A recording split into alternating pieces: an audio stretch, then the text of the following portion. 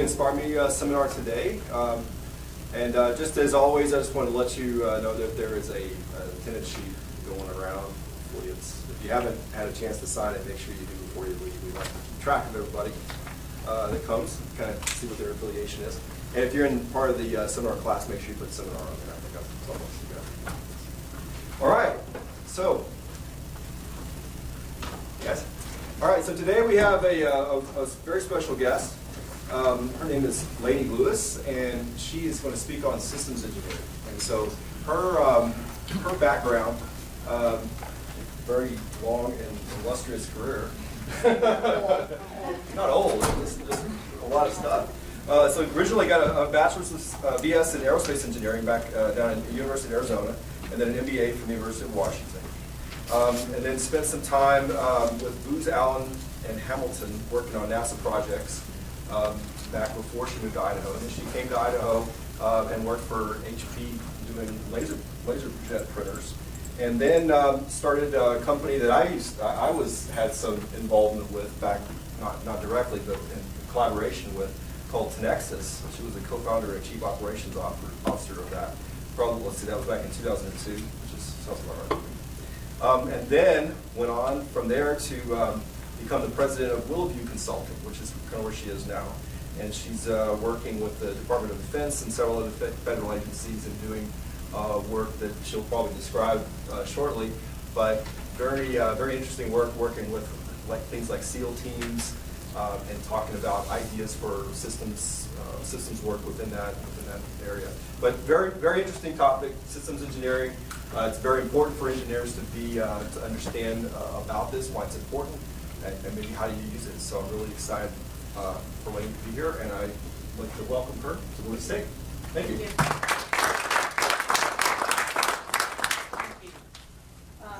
I'm an informal speaker, so ask questions anytime. I'm not sure we're going to get through all the slides because I basically took, when he says I work a lot with special operators, we teach classes to a lot of the guys who are trying to innovate. So I go and teach a class just like this to a classroom in Navy SEALs, which is always interesting in a whole different way. But so what I did was I took some of those lessons and brought them in for today, because I wasn't quite sure where we wanted to take this. And so I just kind of want to give you a broad sense of what I mean when I say systems engineering. Does anybody have any idea what systems engineering is? When talked about somewhat? A lot of people think it's tied to industrial and systems engineering, so some people think it has to do with large things, and that's not untrue, but it doesn't just mean facilities.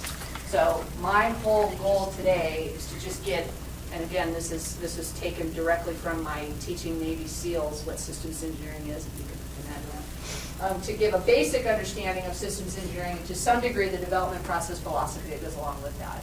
I got my aerospace engineering degree in 1987, so it's been a couple of years. A couple things have changed from then to now, and we'll talk about some of those, and it's important to remember that this basic foundation is just that, a skeleton by which you can use various tools, even to some degree different methods of getting it accomplished. So ask questions anytime if something's confusing or not. But this is what happens in my company. People call me, Layne, I need a waterproof control unit for my food processing system by tomorrow. So I call Ryan and say, Ryan, I need you to design me an IP69K system. Well, what's it do? I don't know, figure it out. Okay, question one. Two, I need to be able to monitor the health of a cattle herd remotely. Oh, okay, how do I do that? One of my favorites is a project that we're working on. If you go to our website, you see a little bit about it, and I encourage you just for fun to go look at what it is. We need an Iron Man suit in 5 years, says the head of Special Operations Command. By the way, 5 years ago, he told us to it, okay? And I'm like, oh, okay. So it comes down to where do you start, right? And systems engineering is really about how to help you get to the solution more quickly. And I don't know where you all are in your engineering learning, in your development process and what you do, but oftentimes you get a very small project and someone says, here are the design constraints, I need you to design this for me, let me know when you're done. And that, you all know, ties into something larger. But how did they come to that? How did someone come up with those design constraints and those rules to get you what you need to be able to build your little part? Well, I mean, the process simplified is you have to, at some point, you have to define something, right? And then you design something, and then you build something, and then you evaluate that thing, and typically you cycle around as many times as you need to until you get what? Something that works? Maybe. But you really want to get something that the customer wanted, and it works. So there's a difference between verification and validation, which, you know, that's kind of a systems engineering thing. This is the absolute definition of systems engineering. Interdisciplinary approach to enable the realization of successful complex systems engineering systems. Most aerospace engineers at one point or another become systems engineers. Because when I work on space shuttle integration to the space station, that's a pretty complex system, right? Two complex systems have to get together, and I'm like, where do I start, right? So they sit you down and they teach you Systems Engineering 101. Everything matters, but systems engineering is what holds everything together. A system, then, people say, well, what's a system? How do you define a system if you're going to engineer it? Well, it turns out it's just a set of interacting or interdependent component parts. So almost everything is a system. You have a system of systems, you have little systems, big systems. So one of the things I thought was interesting when I'm leaving NASA as an aerospace engineer and I come to HP to work on computing technologies because they need aerospace engineers, right? Wrong. They need systems engineers. Turns out they were struggling to get their products to market quickly, and we could come in and bring some really good tools and processes and methodologies used with the bigger aerospace world to bring things to market quicker, and it worked out quite well. NASA, like I said, has this model which you can look up Systems Engineering V, and you will always see this. Anybody who knows me more than 15 minutes or less is going to get a lecture on the V. That's how that works. Because it turns out that you have to be able to figure out some concept of operations. We're not going to start with the engineering management plan because we'll just assume it's well managed. Some concept of operations. The user comes and says, I want an Ironman suit in 5 years. I want something to monitor cattle. I need to do something, but then you have to decompose that into a level of requirements and then higher level design and subsystem requirements down to some level of spec. It's not until down here that you actually do stuff, right? You have to figure out what you're doing to a level that you can write a piece of code or build a piece of hardware. And then you start building them back up into something that you can then deliver. Make sense? Really good model. Very easy. But how do you do that, right? How do you eat the elephant? One bite at a time. You have to break down the problem into smaller pieces. So in a nutshell, that's how we define systems engineering.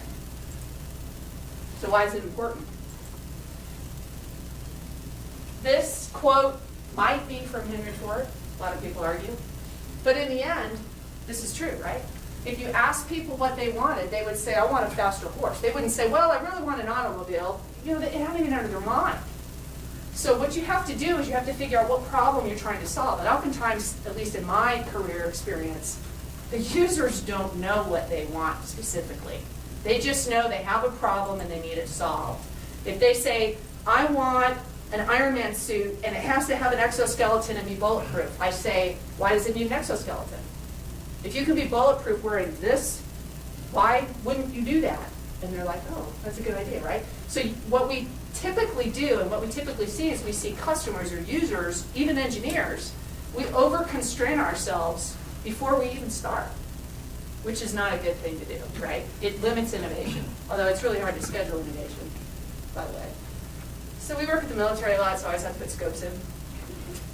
Scope is the set of information that provides a clear vision and a common understanding. So when I say Ironman suit, I have something in mind right now, likely very different than what you guys have. I bet you guys are thinking of the movie, and I'm not, right?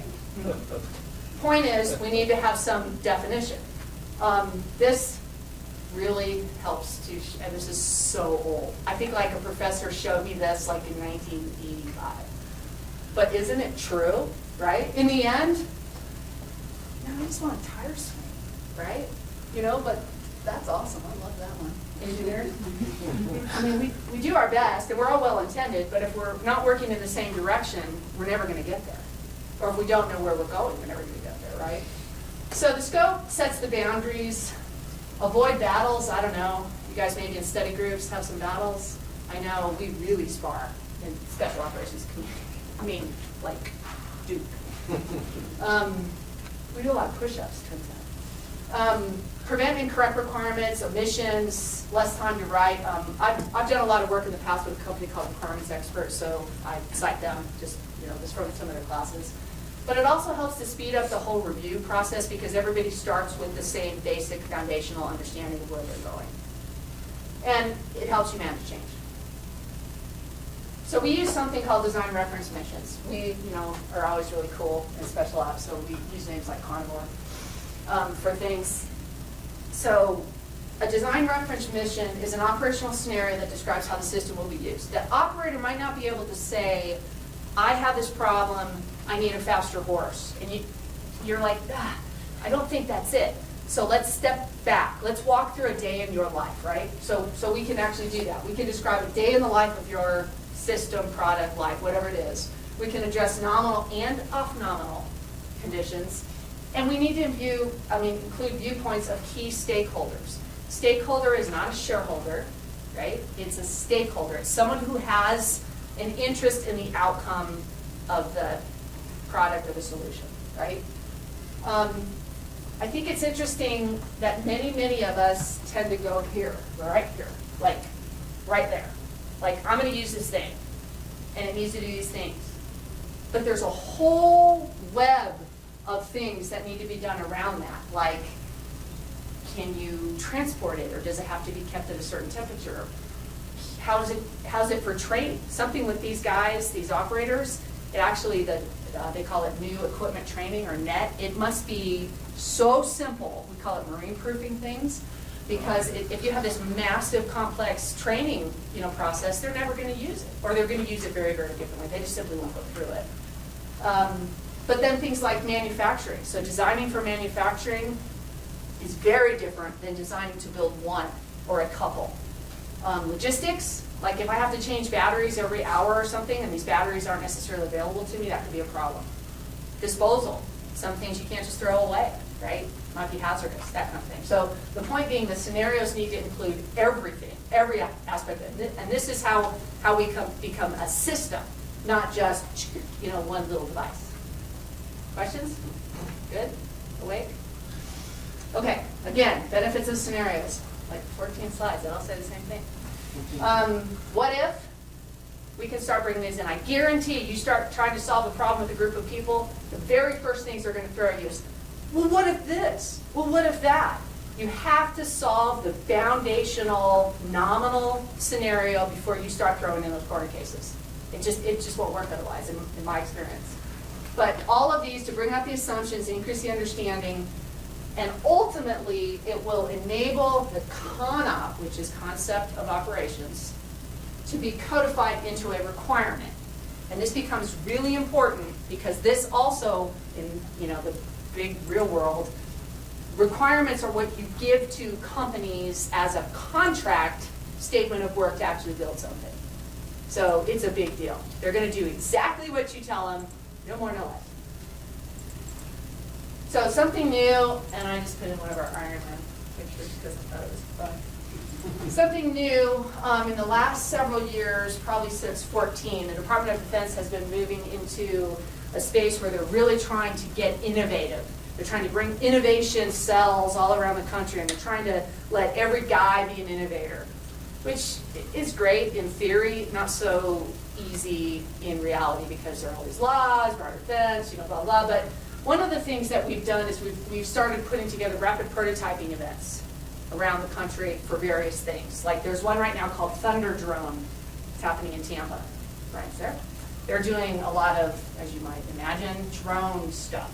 Both drone development as well as counter-drone things. So they're doing them at the same time. Pretty neat. One of the things we've started to do is we've started to bring in Hollywood-type people, the people who actually built that Iron Man suit you guys are probably thinking about. into here, and they have these artists. So when we're talking, the operator and the engineering team, when we're talking, and that artist is starting to sketch out storyboards. And you start to sketch out, is that what you said? Is that what you said? Because it's a lot easier to say, oh, that's not what I meant, that's not what I said. And it's really interesting. And it's been a unique way to change kind of the way we've been doing business in my space.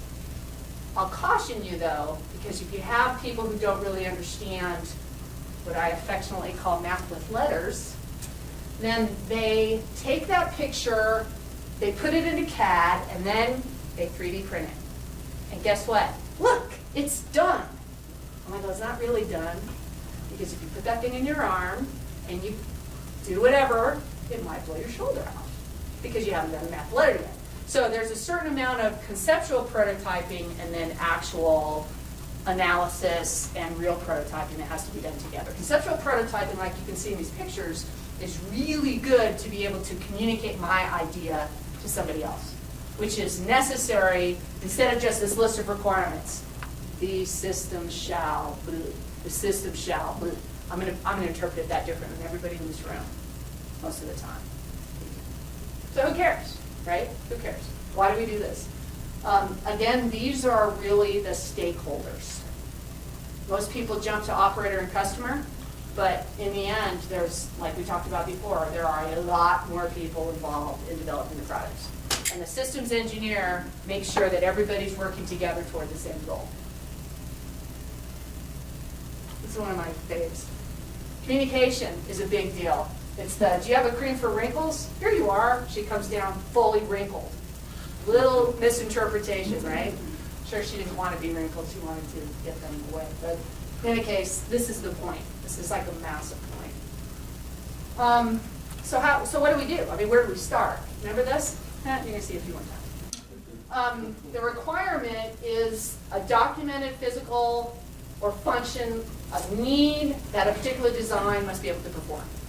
That's what we call a requirement. And I use the little r, and this won't mean anything probably to you guys, but in my world as an engineer, I'm writing requirements. If you work in Department of Defense or other federal agencies, a big R requirement, we call it, is something that's necessary to get money. I have a requirement for a new helmet. Big R requirement. That's very different than the little r requirement, which is I need you to build something for me. So I put that in there because I didn't have time to clean this up. Interfaces. This is a huge deal. If you ask me what I think we should do in terms of documenting something for us to build, I'm going to tell you high-level requirements and interfaces. You guys all know what an interface is. It's where two things meet, right? And this is what happens. And I mean this happens. No bull. I don't know what I want to say. This really happens. We literally, maybe 3 weeks ago, went to an integration event, and the power pack could not fit the hardware. It was an inch off. I'm like, what? Who does this? This happens. What was wrong? The interface was not documented well. Here's another problem. Oh, I kept KPPs in there. Oops. Key performance parameters. It's a way to prioritize requirements in the world we live in, Department of Defense. Here's the problem. You have this list of 48 requirements. I need this to do this, that. Okay, probably can't do them all at the same time. So who decides which one's more important? I mean, seriously, who decides? We're all in a room, we're all on a design team. Who decides, right? You want the boss to decide? The boss might not be the best educated in that space. User should probably decide, but you know what? He doesn't know. I mean, really, you don't want that guy. So you have to figure out a plan for prioritization when things will come in conflict, because trade-offs have to be made. You cannot do everything all at the same time, and certainly not for the money that they want to pay, right? So it comes this stool, which you guys may hear, the three-legged stool. Well, it's a three-legged stool, and I put that little guy there because I swear sometimes that's how you feel. You're like, you just told me that was important to you. Well, I didn't know it was instead of this. I thought you could do it both. It's like mutually exclusive. You can't do both. So you have to get that. That's very important. I could use terms. I want the user face to be easy to use, the interface to be easy to use. Easy to use. Pretty fine with that. I mean, it's easy for me. What? You know, just look at this.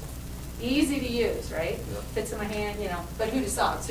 So if you guys give me something and you say, Layne, I want your systems engineer review of this, I will do this exact thing. I will say, you can't, because you need to be able to verify that it's easy.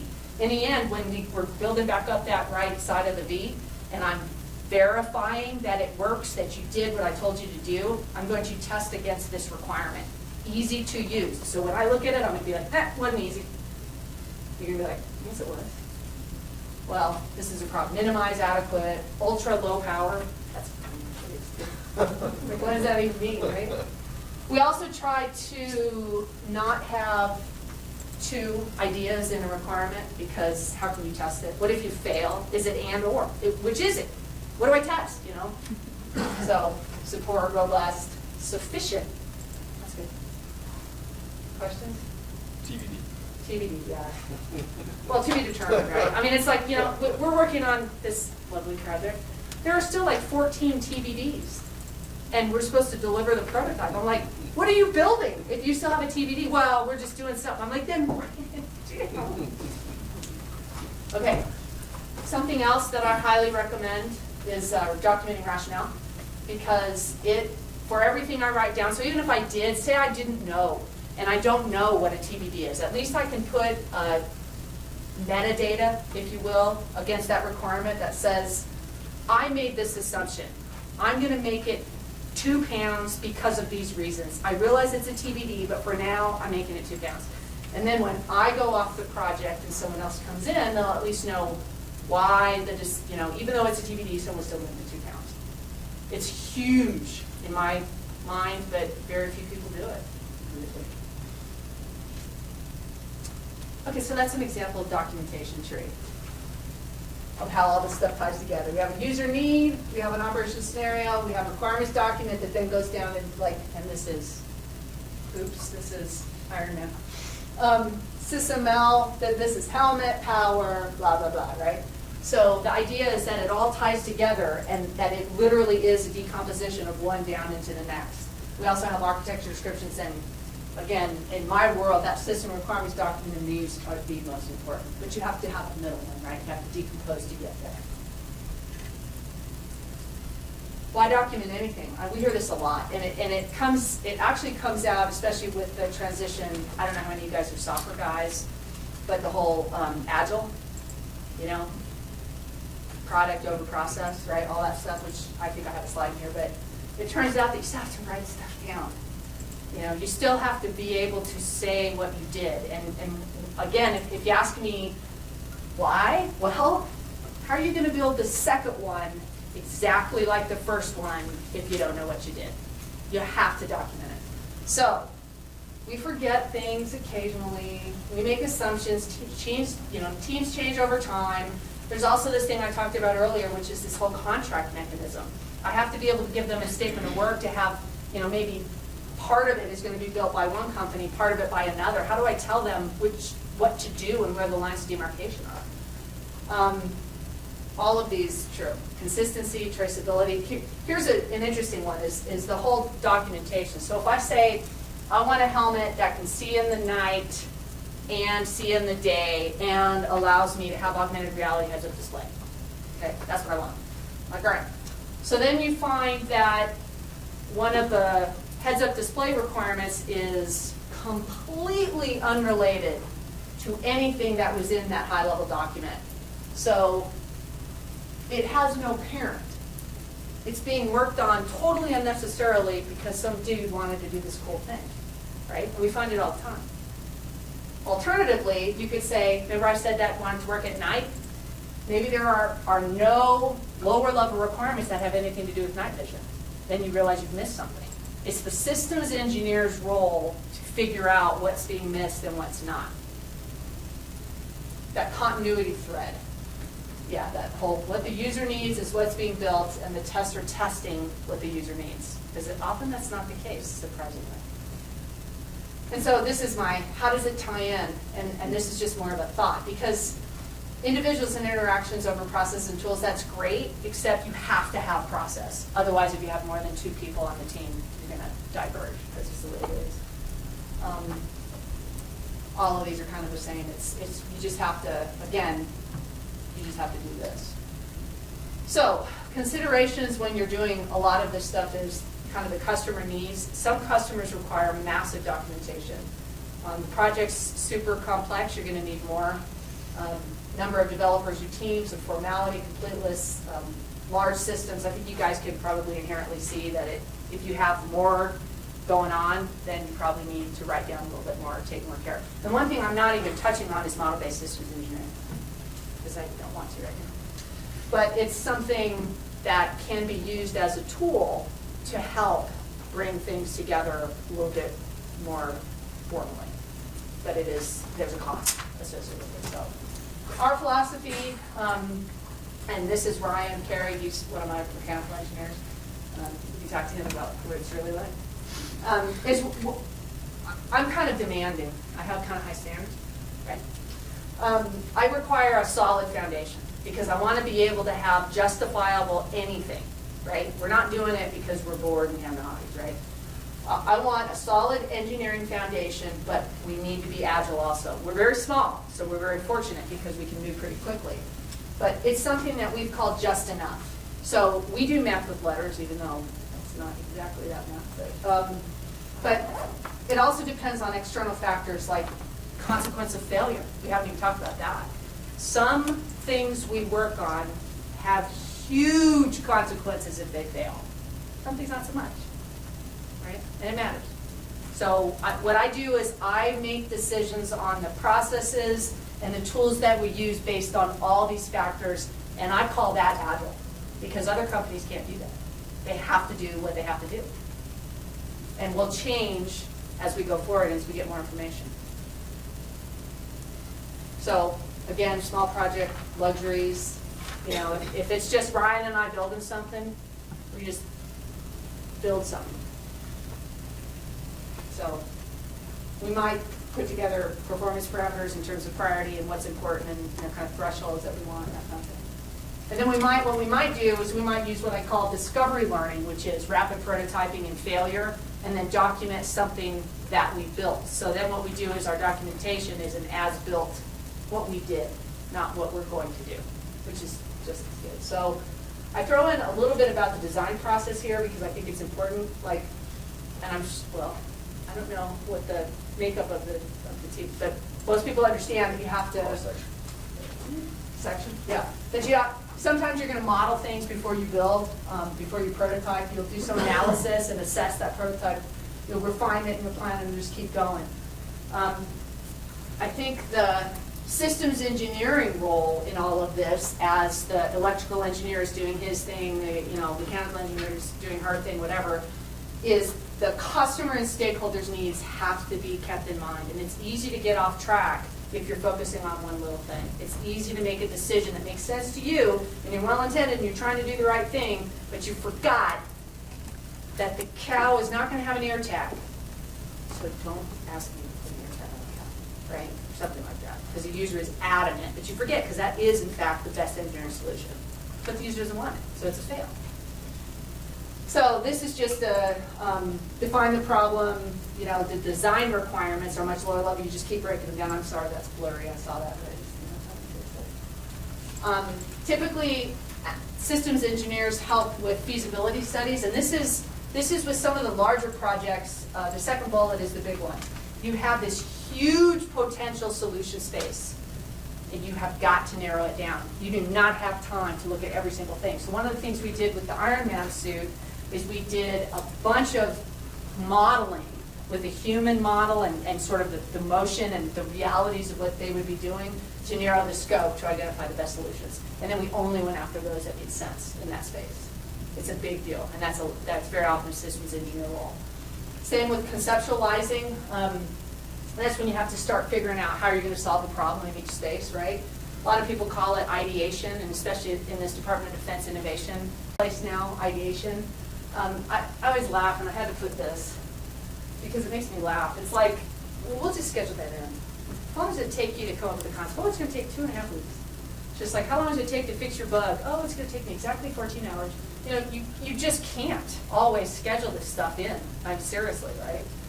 But you have to recognize it's gonna be here, and of course, this is one of my favorites as well. It's the whole, really? I mean, well, you just do it. What? I mean, it's easy. Just do it. It's the technology's the easy part. So, in some cases, you just have to be ready to recon, I guess. Again, you typically do a preliminary design, and again, the systems engineers make sure that all the interfaces are appropriately connected, and this is what the guy wanted, right? The user, the stakeholder, and all the, you know, at all stages, the SEs ensure the product stays true to scope. That's what they do.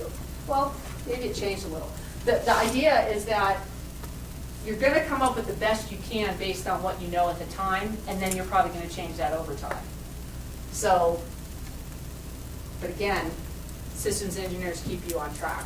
So how do we know when we're done? This is a big question, and a lot of people have trouble answering it. Something that I'm sure Ryan's heard a bunch is different does not necessarily mean better.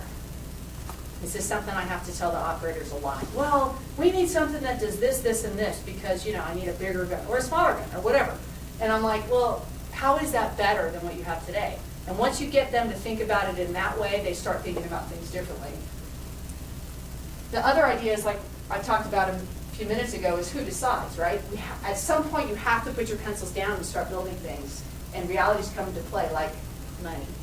Like you only have so much to spend, and people are willing to spend so much. Oh, look. These are verifications. That is that you're building something right. Right? So that's part of the deciding how you know when you're done. You need to build something right. How do you build it right? Is you cross-check it against the design. Does this work the way I designed it to work? That has nothing to do with whether it's what the customer wants. You see that? Does it work the way I designed it to work? Right? It's not until you get there that you actually cross-reference back to the concept of operations. So something that the systems engineer does is tries to keep some validation in that verification process. So one of the things we do is we put acceptance criteria in, which also helps us define whether we're done or not. And I left some military. So we define acceptance criteria for a test. Yeah. We define acceptance criteria for a test as the literal actions that are in the concept of operations oftentimes. I know, parachute into the Y, not the X, because you run into the X, right? You jump to the Y and then you somehow get to the X. See that? So, you know, this is because once you start setting your literal actions based on your concept of operations, then you can start defining test protocols. Because it matters. If you're using one radio over another, you're going to use a different protocol set, perhaps. But you need to consciously make that choice, not just sort of fluke through things. So this is kind of my never forget slide. Almost done. You know, in the end, our job is to build something. What the customer wants, something that works, and like I said earlier, is documented well enough that we can build a second one. And it's kind of a big deal. So that's me. Some systems engineering resources. The International Council on Systems Engineering in COSI is a great organization. I will be going to give a paper this July in DC. There's a couple other guys I put down there for you guys. MITRE is a not-for-profit organization. It's a large company business, and they do a lot of systems engineering, and this is a pretty good SE resources URL. And then, of course, Department of Defense, for all they are and aren't. They have very, very good resources on how some of this stuff should be followed. I would argue that most of them are too rigid and not as agile as they could be, but that makes sense that they would do that. Questions? All right, we have some time for some questions. It's so clear.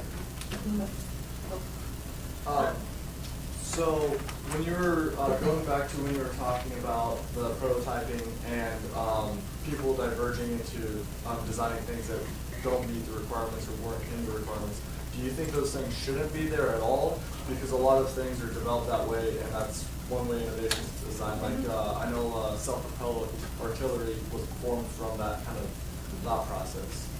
I think it depends. I completely see your point and agree with you, but I think it depends. I think if you have to come up with a solution to a problem very quickly, that's different, right? If you're setting it up, like for example, no kidding, with the TALOS program, which is the Army's Tactical Assault Light Operations.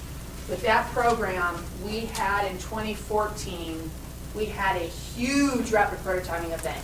No rules, no constraints. Don't talk to me about I can't. Like the commander in charge was a Navy SEAL, wild man. He used to walk on the tables and just throw stuff at you, and you were just like, woo! But he was just like, I don't want to hear it. No, I don't. You know, the helmet's 25 pounds. That's a little heavy. I mean, think about that, right? And like when you fall down, you're not getting up. I mean, things you just don't think about, right? And he's like, solve it. I don't want to hear it. You know, I don't want to hear no. So in that case, it made sense because we were pretty early on in this innovation. But in a sense, I'm thinking of when we were called by JBT and they're like, we need this. Can you present it to us in 2 days? Then guess what I did? No deviation. Just, is it wall power or battery? I don't care. Just pick one. You know, it just depends. So. I'm in the geosciences and study water resources. I'm curious. I'd imagine there's probably some systems engineering that goes into actual infrastructure, such as pipes and things like that. But do you have any experience with the actual management side of things? Oh yeah. How can you speak to either the engineering perspective on it, or perhaps how systems modeling in general is moving forward for those things? In fact, I don't know about moving forward, but in fact, one of the things I did after giving the guys this brief the first time is I realized this is not even close to what they needed to know. They needed to actually know project and program management as a huge part of it. So I think that what you end up finding is what's missing from this. What did I not talk about at all? I didn't talk about project schedule, right? I didn't talk about following costs, but it turns out they're critically important and they're very related. So we end up as systems engineers, I'm thinking about some of the projects we work on being the program manager also. So it ends up being very similar thought processes and different tool sets oftentimes, but they go very well together. I'd have to, I'll give you my card, we can talk offline about some specific, but I don't know. I mean, we do a lot of project management, and I think I'm a better program and project manager because I'm a systems engineer. Because I think broadly as a system, and I know that whatever somebody's doing here is absolutely going to affect because it's domino right now. So I'll give you my card. Questions? Questions? Come on, man. There we go. Right. You're locally based? Yeah. We're just getting a new office in the Eagle, In Eagle? Okay. but we're little. A lot of our guys like to work from home. And we have people in DC and Tampa.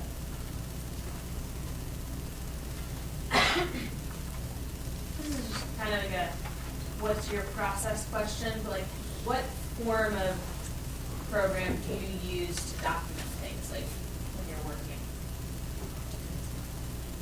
I mean like OneNote or like Word or like Oh yeah, I'm kind of an office person. But I also, I would say Word is probably, you know what, and this is horrible probably because I think in PowerPoint. That's how I've been a manager too long. But I do a lot of, because it's easy to communicate, and you have lots of, so I tend to use the Office suite, but I also do a lot in Project, Microsoft Project, and I do a lot with Milestones, Cadeza, is the name of the company, because it's a real easy way to present stuff. But, we also have, of course, LabWorks, MATLAB, SolidWorks, all the normal stuff that I don't do that anymore. Right? Yes. So kind of a really question. When it comes to prioritizing your requirements, what's your process like? I mean, do you weight things and make a house of quality, or is it less formal? It depends, but typically we do weight them. I mean, because it's easy to communicate to the user, because again, the user, I mean, you just have to lay it out for How far them. do you take that? Just because I've seen it, statistically quantified, things like that, no? That's not what we do. Just as a communication tool? Correct. Yeah, because he'll say, I want it to be lightweight and inexpensive, and it's like, okay, can't, I mean, you just can't. I'm making it up, but in a case where you can't, then you have to say, all right, and then feasibility studies come into play. Say, okay, here is the analysis of alternatives I've done. You can have it really lightweight and it's really expensive, or you can have it super cheap and it's super heavy, and here's some gradation, right? Well, shades of gray in between. And then they get to decide is kind of how we implement it. But it's hard, and they don't want to decide.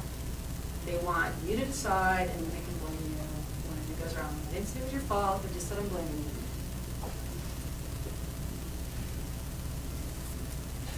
Hard question.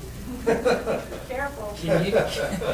Can you talk a little about if a customer or a user brings you what they are saying is a list of requirements, and you go through them, and maybe not all of them are really requirements? Can you kind of talk about some people's perceptions of requirements versus design parameters and the different? Because I know that, I've gone through it with you a little bit. Some it's just making sure that you know exactly what a requirement is when defining the requirements, and a lot of people probably don't, especially not within the engineering realm, probably don't quite understand that from a systems engineering standpoint. Yeah, that's a good point. So not everything's a requirement, like we were talking about. You must have an exoskeleton. If the actual, so what we do then in that case is we have to draw out, pull out the requirements from the customer. Why do you need an exoskeleton? You start doing the why, like the 5 whys, right? By the time you get to the 5th why, you've really figured out he didn't want a faster horse. He just needed to get to point B faster, which is fundamentally different, right? So I think by asking those questions to the people, you can get there. I think there are a massive difference between assumptions and design constraints and requirements, right? So the requirement is to survive if shot here, right? That's the requirement. Having an exoskeleton, you know why we have an exoskeleton? Because to survive with the shot here requires me to carry armor, which is really heavy. And if I have armor that's really heavy on, without an exoskeleton, guess what I can't do? I can't get from the Y to the X, because I can't walk. And if I fall down, I'm done, right? So now we're doing, we don't have a requirement to have an exoskeleton. The high-level requirement is to not die if I'm shot. A derived requirement, because of the constraints of the laws of physics and material science right now, which hopefully will change, is that it's so heavy, I have to have a structure to carry that load. And then I have a requirement for a structure to carry the heavy load, right? Does that make sense? So design constraints are things like, I'm going to walk up this incline, which is significant. That's right. I'm going to run up this incline with that thing on, right? If I have that suit on and I have to run up that, it's kind of a big deal. I mean, that's that constraint, that right there, or the biggest constraint is to jump out of a helicopter, it turns out. Who knew, right? So jump out of a helicopter massively changes the design. Is that really a requirement? I don't know, you have to ask, because that's what limits the design of everything else. So that's kind of, I think, what Ryan was talking about. And it's a big deal. It can be very expensive. Big deal. Yep. Kind of a different type of question, but excuse me. Once you graduate being a entry level engineer, what kind of path would you take to work for the Department of Defense? I know that's something that I personally would like to do. So is there a way to, get into that? Good question. What do you think, Ryan? I think you have to define what you want to do a little bit better. Like, do you want to work for the Department of Defense as a government employee, or do you want to work for a company like ours that does work for? That would be one question of contract work. Do you want to work in a research lab, or do you want to work what we call tip of the spear with the guys. You know, do you want to live in a certain part of the country? You know, just like with anything else, as you guys get to the point where you're graduating and going out to do something, you know, in the real world, you have to start, weirdly, prioritizing your requirements. So weird, right? I mean, because, again, you Life know, engineering, life system. guess what? I didn't want to leave Idaho, so what did I do? I started my own company, because there was no company here doing what I wanted to do. It's kind of bold. But the point was, I wasn't going to leave, you know, so, and I knew what I wanted to do, so I just made it happen. So you have to describe what it is that you want to do, where you want to live, because, you know, there are so many opportunities out there right now for engineers. Oh my goodness, so many. How many on your, I guess, with your team in your company, are they all systems engineers, Yeah. or what, Okay. where did they come from? Or are you the only systems engineer, and you let you do Yeah, this how do you, and that how do project? you, yeah, how do you define, because none of us have degrees in systems engineering, Yeah. right? So we're several of us aerospace engineers, some like Naval Academy grads, mechanical engineers, we're pretty EE heavy. So that Software, helps you out computer with, science. people picking up different projects. Yeah. Like when you're consulting somebody, so you got the MEs over Yeah. here on that project, and there's systems engineer as well. Exactly. So small team within small team. Yeah, right. I mean, it just depends what we go after. So I end up working on a lot of the projects just at the high level, and then what I'll do is I'll bring in, you know, Ryan and others to come in and, you know, do the real work. Sort of. We all You have can to get have- up, Ryan. Yeah, we all have to have a concept of systems engineering and where we fit with what we're working on at a broader level. And then when we forget, Layne calls. It's pretty true. Works well, right? How much of your is pretty much specifically right now, DoD, or we're No, not no. We're probably getting close to half and half with commercial and, And then as far as your commercial Albertsons, you know, like do something, or? we're, yeah. Yeah. It turns out after, I didn't even really realize it, but with all my career, you know, progression, I have a lot of contacts, and people just call sort of randomly. They'll be like, oh, hey, you know, hey, can you do this for me? Sure. Well, I think my answer is, the answer's not no, until I hear more about it. Yes? So, in addition to the technical part of their education, if someone's interested in working in a systems engineering capacity, what other kinds of areas would you suggest that they explore and learn more about? That's a good question. I would start with some of these resources, and I would really start with the NCOSI resource. Very, very good information, and I think you can get a student membership for pretty inexpensive. And really, I mean, they have the handbook on systems engineering. You guys will laugh because you're going to see the V. NASA is the the kind of gold standard for SE, just because we had to be at the time. But I would also say, I don't know where this is, but program and project management, right? Because, you know, to your point, the same kinds of thought processes are required. You know, you might not be identifying and prioritizing and setting requirements for a particular engineering project, but for the program as a whole, like, you know, what do you do first? You know, because you still have to, even just building your house, right? You have the sequence of events. So I tend to think about things in terms of requirement. What problem am I solving? I need big, you know, 50,000 foot view requirements. Now, how would I sequence those? And then, and only then, lay out a timeline.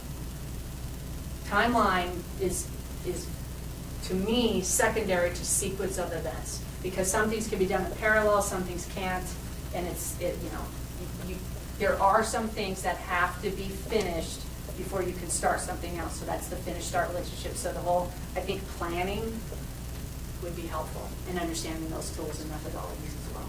But again, like I said, I did not talk about model-based systems engineering.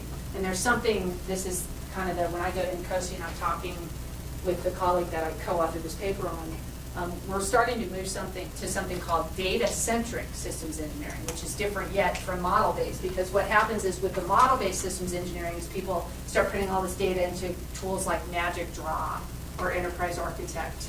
Those are big tools that allow you to, you know, integrate. You can hit a button and see all the interfaces for the entire system. but they get so encumbered by the model, they almost forget about the project and the actual data.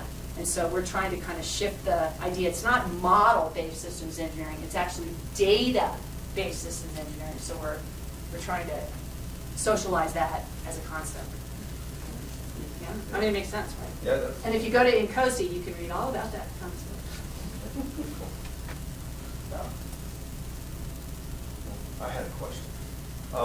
You talked a lot about, you talked about interfaces between groups within the team or the bigger project, and also the importance of communication, across those interfaces. And I was wondering if you could comment a little bit of strategies for, obviously, you're going to have to be able to speak languages, a lot of different languages. How do you go about handling that as a system? You mean languages like EE and ME Sure. and Yeah. whatever. Maybe not whatever. something that's not native to your sort Right. of background, if you will. Not like Japanese or anything. It could be. Yes. God, because I've been doing it wrong all these years. I think it requires sort of the meat in the middle, right? I think most people understand that, I'm not dumb just because I don't speak French. It simply means I don't speak French, right? I'm not a PhD in electrical engineering, and I'm good with that, and I don't have to be made to feel stupid because I can't communicate at that level with our brainiac who tries to, and I'm just like, whatever, dumb it down for me, rock star, because in the end, if he can't communicate it to me, he's failing as much as I'm failing, right? So I think that respect and that foundation of respect and recognizing by having the high level requirements and the goal, and we're trying to get to the same place, he's well intended and I'm well intended. We just have to figure out how to communicate, and it takes time. So meet in the middle, like you Yeah, said. meet in the middle. So you learn some That's of it. the interface, right? Right, exactly. Yeah, that's a classic thing, the interface. Failures occur. Don't you love that picture? I love it. Yeah, it is. It's like my favorite. Yeah, the one where the two Yeah. monorail comes to That one. Yeah. Because it really happens. It's weird because you swear. I mean, and it's money, like millions of dollars, like $100 million. It's like, my bad. Sorry about that. Yeah, right. And then here's the best part: if you're a civil servant, you don't get fired. You just get moved to another project. It's great. So, but it's a big deal, and that the people who do well are the ones who can communicate effectively, and recognize this whole ego thing and not invented here. I mean, I will stand toe to toe against my super rock stars. Doesn't matter that I don't know how to speak, whatever neural network 101. Turns out I'm doing my job, you do your job. That doesn't mean I'm any less valuable. Okay? So keep things in check. Other questions? All right, I have one more. Get a chance to ask it. You kind of a little bit talked about risk, and so how do you see risk in sort of driving your, or reduction of risk in driving any of these behaviors? Keep coming on that. We keep track of them. That's more of a management position, right? But we do something called the risk matrix, which I'm sure you guys are, the probability and consequence, right? Which is, whatever. 1, 2, 3, 4, 5, and here 2, right? It might be super, and we keep track of that. And for anything that's not, especially for the high, that, like I said, there are risks with some of our projects if we fail. It's a big deal. I also have to have a high amount of liability insurance for the team. But we try to keep track of this. And what we do is we also lay over rigorous design reviews. Design reviews are a big deal, right? And so it means that while you may be again, you're the rock star, that's great, love that. And I'm going to trust but verify. That's all great, but I'm going to have another rock star come in and look at your stuff, and you guys are going to get in a fight, I guarantee it. And in the end, the better product will come out because 2 rock stars fought, right? So we keep track of consequences and risks, and we put mitigation plans in place. So we try to identify those. Once we get a set of requirements prioritized, then we can identify exactly what we think the high-risk items are. The high risk is that material doesn't exist today. So how am I gonna, I have to schedule that innovation in, right? How am I gonna do that? Right. Well, how do I mitigate that risk? I start calling every PhD material scientist I know. So, what are you doing? What are you doing? What are you, to see if I can't buy down some of that risk. I also start looking for money to help pay material science people to help buy down some of that risk. So there's ways you can do it, but you have to first identify them, and then to, break them into small enough pieces you can actually do something about them. And this is one way to track those. And then the consequences if you didn't have it. Yep. would be like- I mean, because if the project could probability fail. is low, but the consequence is high, that Right. still could be a big deal. Right. Obviously, this is a big deal. Oh, yeah. This, right, I'm not even gonna spend my time on that one, right? But you have to identify them. Moving them all down to that. Yeah, exactly, and that's what you try to do. Of course, they all end up being about right here, which is where you're like, Oh, yeah, that's true. it's like you're rolling the dice kind of thing. So it's kind of a big deal. Yeah, very good. All right, any other questions? Okay, well, let's go ahead and thank our speaker. Appreciate